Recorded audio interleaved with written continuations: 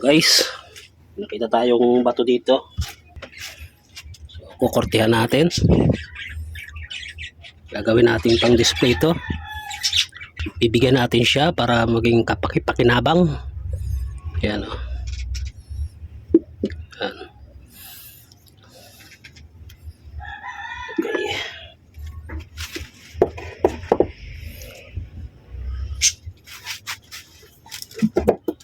Natin kung anong kalalabasan na to.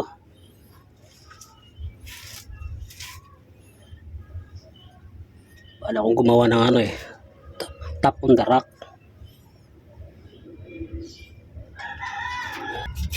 Wala tayong ano, gamit na machine, so mano-mano, lagaring bakal. Tsatsagayin lang natin to. Kahit gaano siya katagal, basta't maganda yung kalalabasan. Balang araw eh, kunting tsaga lang. Balang araw makakompleto na natin. Ikakaroon din tayo ng mga gamit sa ating pagbubonsay. Hindi pwede biglain, mawarak, sayang ang ating pinagpaguran. So tayo-tayo lang. Hilig ko rin to, yung ganito sa pagkorte-korte. Yan sa in-apply ko sa pagbubonsay. Marami tayong ano dito, limestone. Sikip na guys yung aking pinagtataniman ng bonsai. So gusto ko nang i-dispatch. Sino may gusto, PM lang. Ting mikos-mikos na lang yon, pang display na yon.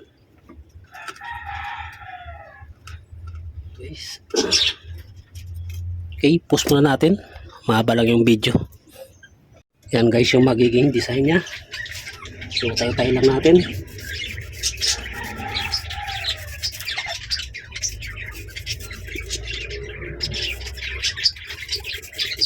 Kung kumpleto na tayo sa gamit, madali lang to eh.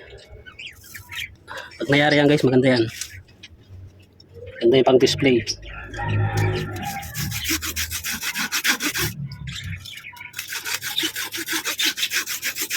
Itong mga obra ko na to, maganda to pang display. May historical pa.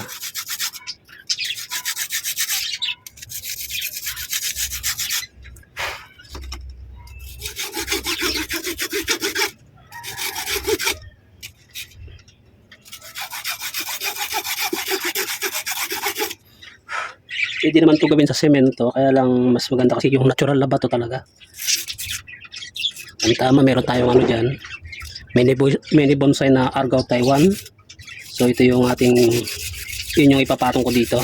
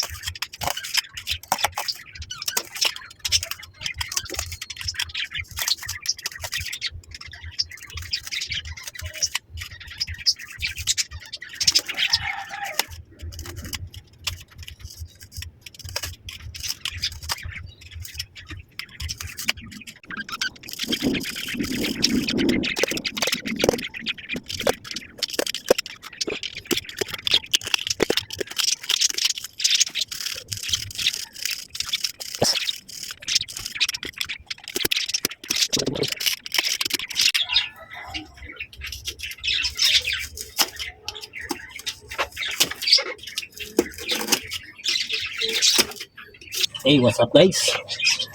Tapos na natin yung bato na inukit natin para dun sa pagpapatungan natin ng ating bonsai, ano. Guys, ito yung gagamitin ko. Nag-aanap ako kahapon ng ano, maganda-ganda sanang training pack. Kailang sarado yung ano, yung binibilhan ko. So pansamantala dito muna, siguro mga pagkakabili ako, update natin, repat na lang natin ulit. Ayan. Gusto ko sana yung parang ano eh, para siyang paso. Wala akong makuha ang ano guys, rubber sand. So yun nabibili sa hardware. Yun ang gagamitin natin. Yung nabibili guys sa hardware na 25 pesos na buhangin. Pang ilalim ko lang naman siya. Sakto naman siya lalagyan ng garden soil.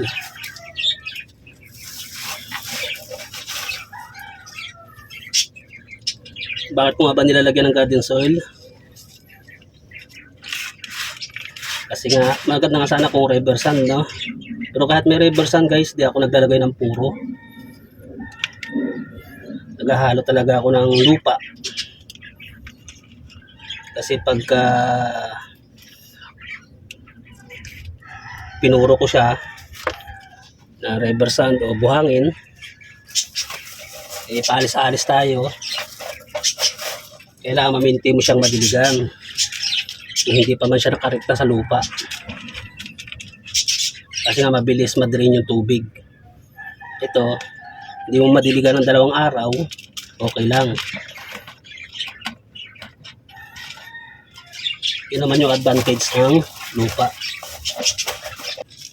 Garden soil dito sa amin guys, nasa ano, 60 ang bili ko, isang sako ng malit lang na sako.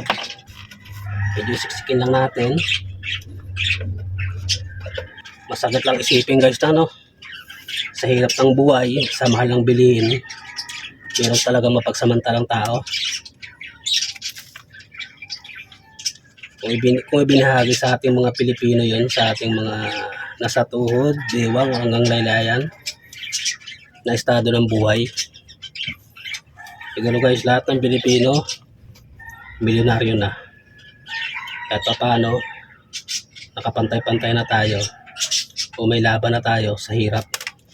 Sadyang garon talaga ang buhay dito sa Pilipinas, ano?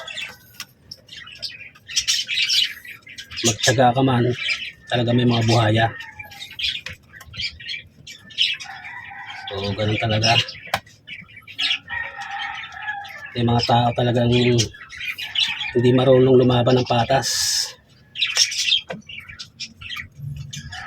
Kaya dito sa pagbubonsai guys, meron ka ng peace of mind. Isa pa paano, nagiging maliwalas ang iyong kapaligiran dahil sa kulay ng iyong mga tanim.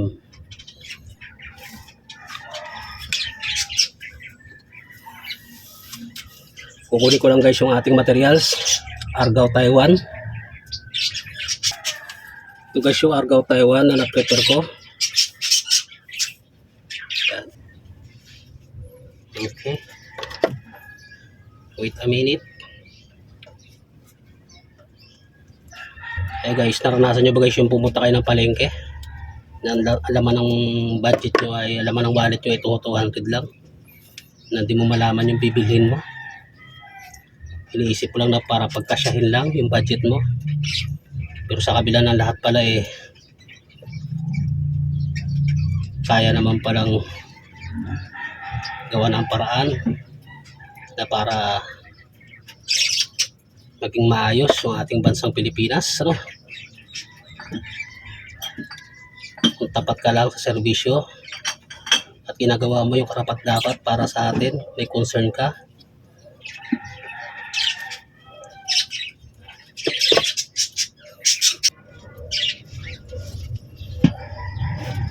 Parang hindi siya magkasya doon sa ating bato.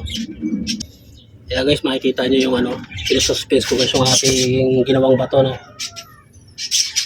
Kaya makikita nyo guys yung ating bato na kinortihan. Kaya lang malaki to. Papalit tayo guys ng material. Medyo malaki. Parang hindi siya angkop doon sa ating bato.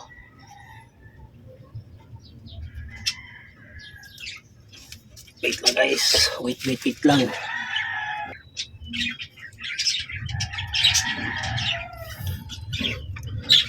Ayan guys, parang ito yung nababagay.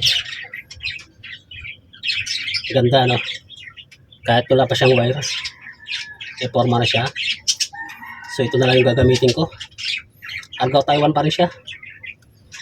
Yan. From cuttings.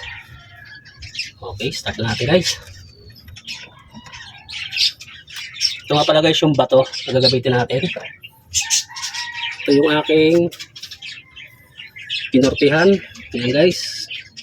Pinagtyagaan. Yan. May tatak na MR. Yan. Pangalan ng ating buhaya na yan ay MR.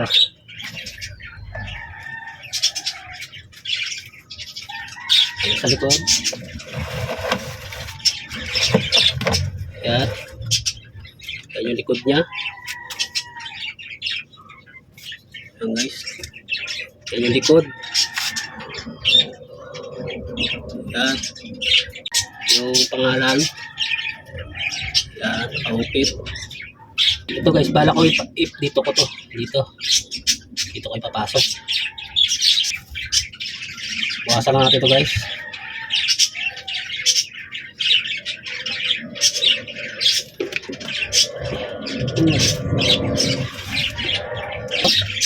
Butas yan.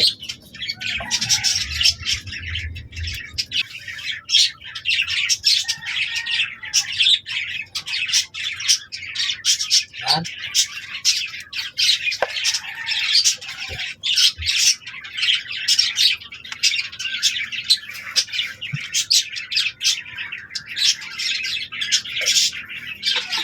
Saksakan lang natin ang lupa ito baka hindi siya gumalaw. Yung ano guys, pwede mo pang display ano kung maganda sana yung ating training pot. Bali pag na umuwi na yan, update natin, ulitin natin, repat ulit natin sa magandang baso. Kasi ang ano dito, maganda dito sa center of table ano. Maganda. Habang nagkakape ka, tinitingnan mo yung ano, tinitingnan mo yung history. Naalala mo yung history ng ano. Ating biligan ko lang guys. Para tumaba yung ating buhaya. Para mabuhay. Ay, buhaya. Yung ano pala, ating argaw. Kagalaw na ano. Hormones. Guys. Bigyan na rin tayo ng konting fertilizer para tumaba yung ating buhaya. Ay, tumaba yung buhaya, yung ano, yung ating Argao Taiwan, no? Yung ating materials.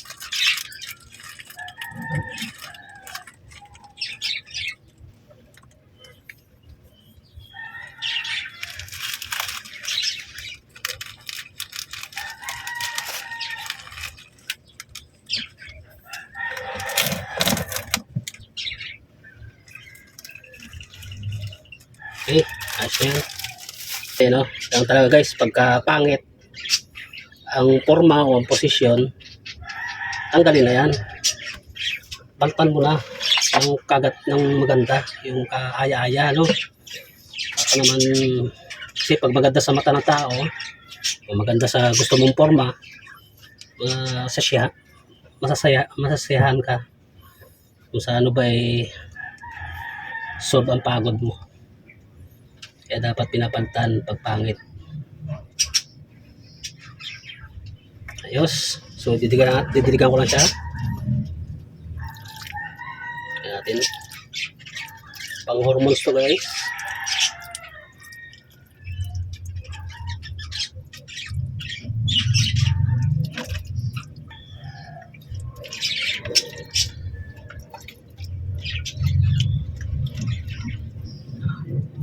Tapos dagdag pa tayo ulit ng lupa dyan.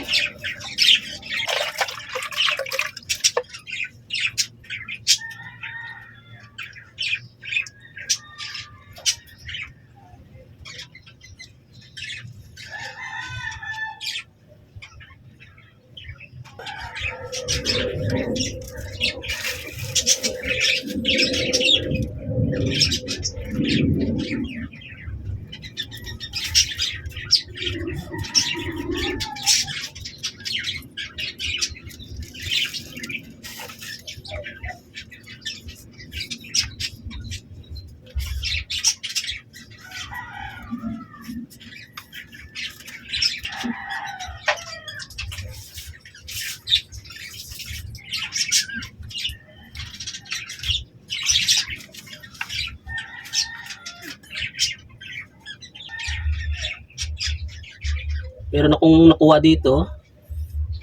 Galing ano pa to? Galing Bulacan pa. Galing Bulacan pa tong mga lumot na to.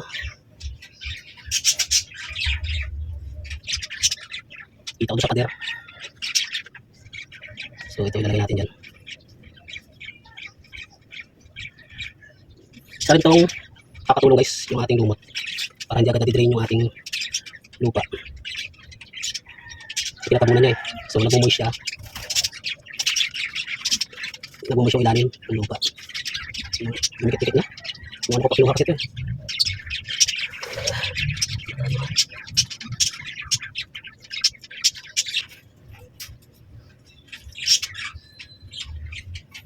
Pag river sand, ang gamit ko, okay ga.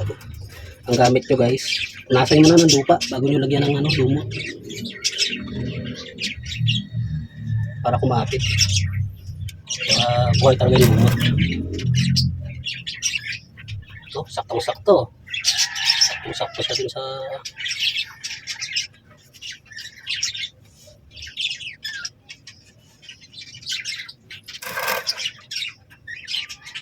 tapos didiligan ulit natin.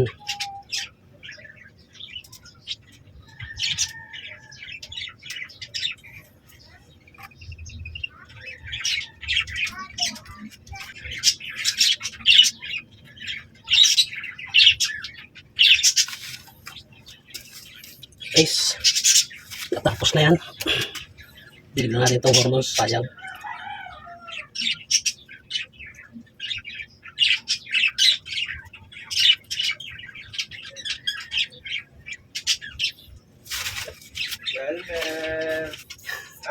Tingnan mo muna. Ito yung buhaya dun sa ano, kongreso. Bulsa yun. Yan ang maganda. Pag may baha, may buhaya.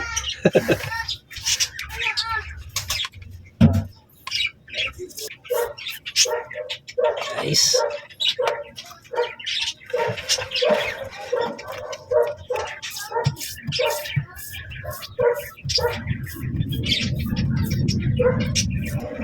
Pag tumagal ito guys, nunumutin din ito. May diskarte ako guys para maglumot yung mga gantong bato. Sa sunod na vlog gagawin natin yan. Napakita ko sa inyo kung anong ginagawa ko. Hindi na ako naglalagay ng mga ganyan. Itong lumot, pang design lang naman yan. Yung gusto ko yung natural sa bato.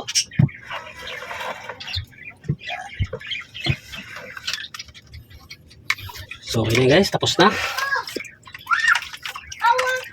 Yan yung ating ngayong itrim lang tayo. Kasi binawasan natin ang ugat, so magbabawas tayo ng dahon.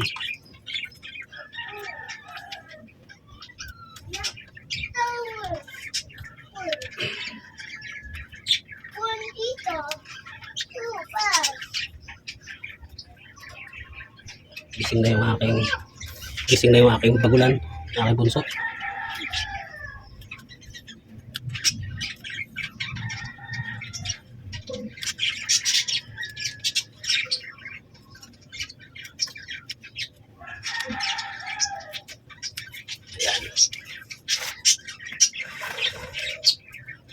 Yan yung front niyan guys. Yan, front niya. Nakakalso yung sanga dun sa ano. Sa dito, paganda pala pagya, no? Yan, yan. Ganyan.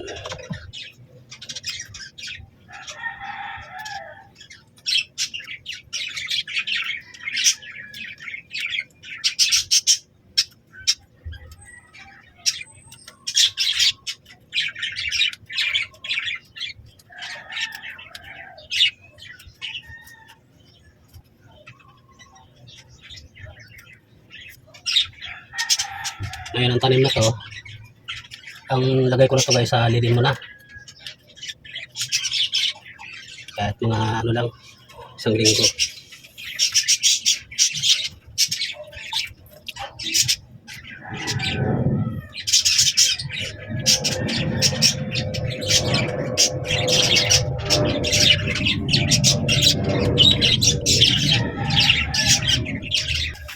Okay guys, kung nagustuhan mo aking video, please palambing guys. Yan, mami bonsai for display. Center of table guys, pwede yan display. Kung di kayo sa may kapihan nyo sa labas, may terrace, ganyan. Sino may gusto? Okay. Yan, tatawagin nating bonsai top on the crocodile. Yan, top on the crocodile guys. Ay, di naman likod ano. Gilid lang. Okay guys, parambing guys. Kung bago ka para sa akin channel, please pa-subscribe. Click nyo na rin guys yung ating notification bell para updated kayo sa mga susunod na pambihirang content na gagawin natin. Yan guys. Okay, maraming salamat. Happy Sunday.